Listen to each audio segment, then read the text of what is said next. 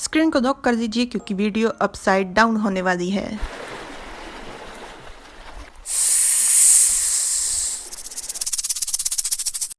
Part 9। मेरा रूप वापस से पहले जैसा कर दो। व्यू रचना ने तेंची पर हमला किया था और तेंची व्यू से चिल्लाकर कहता है, तो हम लोग इस तरह से शुरुआत करने वाले हैं। तेंची हमले से बचने में सफल हो गया था और वो मन में कहता है, हमने अभी शुरुआत ही की है और ये बहुत ज्यादा आक्रामक है। वैसे जिस व्यू की रचना लोगों को मारने के लिए की गई हो, उससे ऐसे होने की ही उम्मीद की जाती है।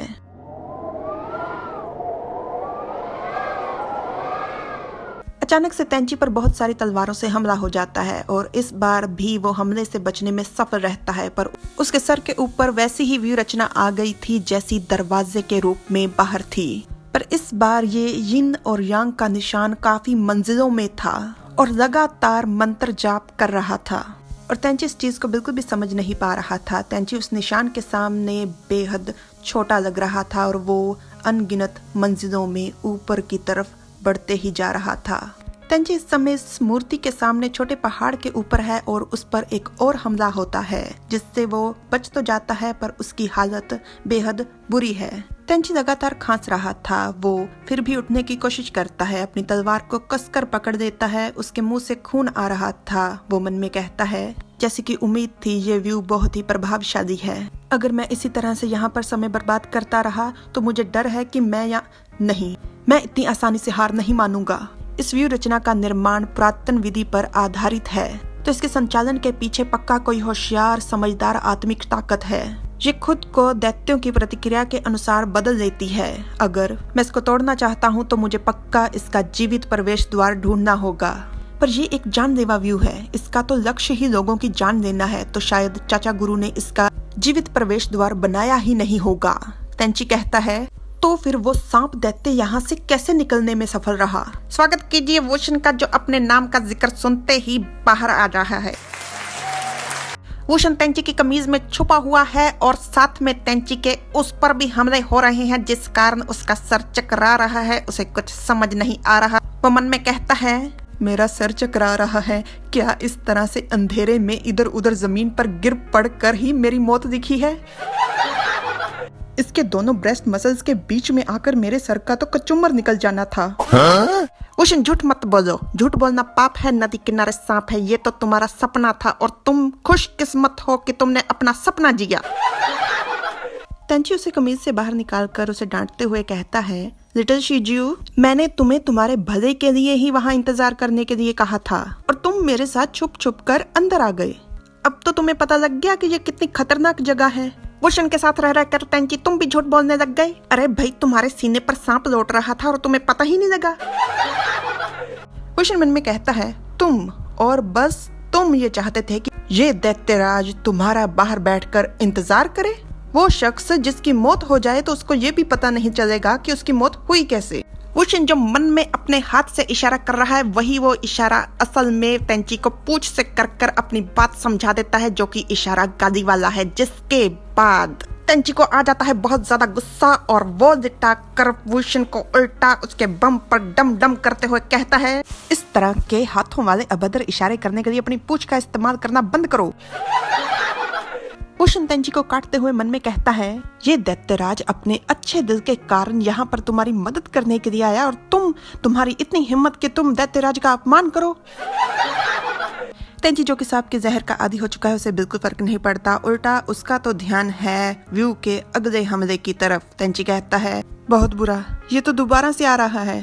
तेंची वुशन को पकड़ते हुए कहता है, बेबी कस के पकड़ना।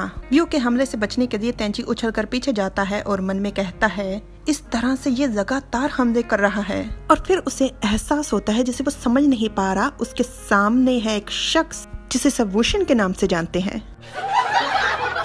जी हाँ, अचानक से वुशन ने सांप से इंसान का रूप धारण कर लिया और वो भी बिना कोशिश किए। तेंची मन में कहता है, ये किस तरह के हालात हैं? और वुशन जिसे इस बात का विश्वास ही नहीं हो रहा, उसे तेंची की शक्ल देखकर कुछ एहसास हुआ तो वो मन में कहता है, क्या मैंने अचानक से रूप बदल लिया?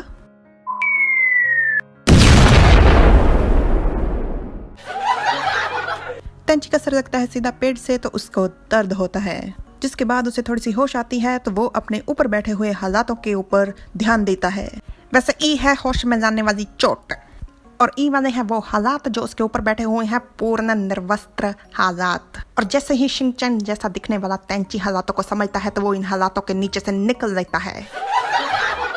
शिंचन मेरा मतलब तेंची और वुशन दोनों ही घबराए हुए हैं परंतु अलग अलग कारणों से। वुशन मन में कहता है हो सकता है कि मेरा रूप वापस से बदल जाए और जब मैंने स्वर्गखोजी कबीले पर हमला किया था तब मैंने मुखौटा पहना हुआ था। ये पक्का मुझे पहचान नहीं पाएगा। शायद इस व्यू के प्रभाव के कारण अचानक से मेरा रूप बदल गया, पर अभी भी मैं इस पर निर्भर हूँ, तो पहले मुझे इसका विश्वास जीतना होगा। पर मैं इसका आत्मिक जीव नहीं बन सकता। मुझे कुछ ऐसा करना होगा जिससे इसे लगे कि मैं इसकी इज्जत करता हूँ और साथ में मेरी इज्जत भी बनी रहे। तेंची मन में कहता है मैं अभी भी व्यू रचना में हूँ। मैंने लिटिल शिजुओ की ध्यान लगाने में कोई मदद नहीं की। शिजुओ के अंदर रेत के कण जितनी भी दैत्य शक्ति नहीं है, तो फिर वो इंसान में कैसे बदल सकता है? ये व्यू पक्का मुझे आजमा रहा है, मेरा इम्तिहान ले रहा है, क्योंकि वो जानता है कि जैसे ही मैं शिजुओ को ऐसे रूप में देखूंगा तो मेरा ध्यान भटक जाएगा और उड़ती हुई तलवारें मुझ पर हमला कर देंगी। चाचा गुरु, आपका ये व्यू बहुत ही घटिया तरीके आजमा रहा है। तेंची के कहने का भाव है उसके वो सपने जो उसे वुशन के बारे में आते हैं। दोनों एक साथ अपने मन में कहते हैं तो अब मैं क्या करूं? वुशन पूरा रोमियो बनते हुए कहता है हे वाइफी, तुम्हारी ब्रेस्ट का स्पर्श इतना भी बुरा नहीं था। वाह वुशन, वाह क्या इज्जतदार तरीका खोजा है। वुशन ने कपड़े नहीं पहने थे इसलिए तेंची ने कसकर आंखें बंद की हुई थी, क्योंकि शर्म इंसान की आंखों में होती है। तेंची अपने कपड़े उतार रहा था और अचानक से उसकी आंखें खुल जाती हैं जब उसके कानों को चीरते हुए खून बहाते हुए ये शब्द गुजरते हैं, हे वाइफी, ब्रेस्ट का स्पर्श। तेंची को एकदम से सदमा लगा था। वो पीछे खिसक जाता है और मन में कहता है मेरा बेबी तो छोटा सा प्यारा सा सांप था जो कि खुश मिजाज, शरारती और भोला भाला था। वो इस घटिया लड़के में क्यों बदल गया जिसे खुद को काबू में रखना भी नहीं आता। ये पक्का व्यू का भ्रम है, ये पक्का व्यू का भ्रम है। तेंची की हालत बहुत ज्यादा खराब थी और उसके चेहरे से ये साफ नजर आ रहा था। तो वुशन चिल्लाकर कहता है तुम्हारे चेहरे के इन भावों का क्या मतलब है? तेंची हर चीज को नजरअंदाज करते हुए अपना बाहरी कमीज उतारना शुरू कर देता है। तो वुशन कहता है तुम्हें अभी इसी समय ही कपड़े उतारने की जरूरत नहीं। तेंची अपना कमीज उतारकर वुशन के सर पर फेंकते हुए कहता है ये सब बहुत ही अचानक से हो गया, अभी के लिए तुम इसे पहन लो। तेंची ने उसके सर पर कमीज फेंका था पर वुशन को ऐसा लग रहा था कि जैसे तेंची ने उसके सर पर कचरे की बाल्टी फेंकी हो।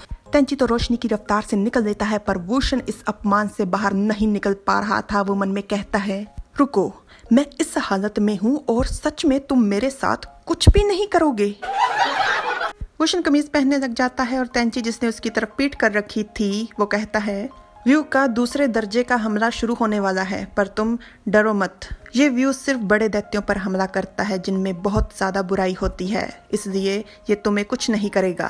वाह शाबाश तेंची, शाबाश, तुम बहुत आगे जाओगे जीवन में, इसीलिए तुम्हारी मूर्खता को देखते हुए वुशन शैतानी मुस्कान मुस्काते हुए कहता है मूर्ख। वुशन तेंची की तरफ बढ़ने लग जाता है और तेंची मन में कहता है मुझे शांत रहना चाहिए, इस व्यू का कोई ना कोई हल जरूर होगा जब तक। इतने में वुशन आकर तेंची को पीछे से गले लगा लेता है और उसके सीने पर अपने हाथ फिराने शुरू कर देता है। तेंची की हालत खराब हो रही थी। हो भी कैसे ना, ये तो मानना पड़ेगा कि वुशन बहुत ही आकर्षक दिखता है। वुशन कहता है तो हम क्या करें, ये व्यू तो खास तौर पर दैत्यों को मारता है, मुझे बहुत ज्यादा डर लग रहा है, गगा मुझे बचा दो।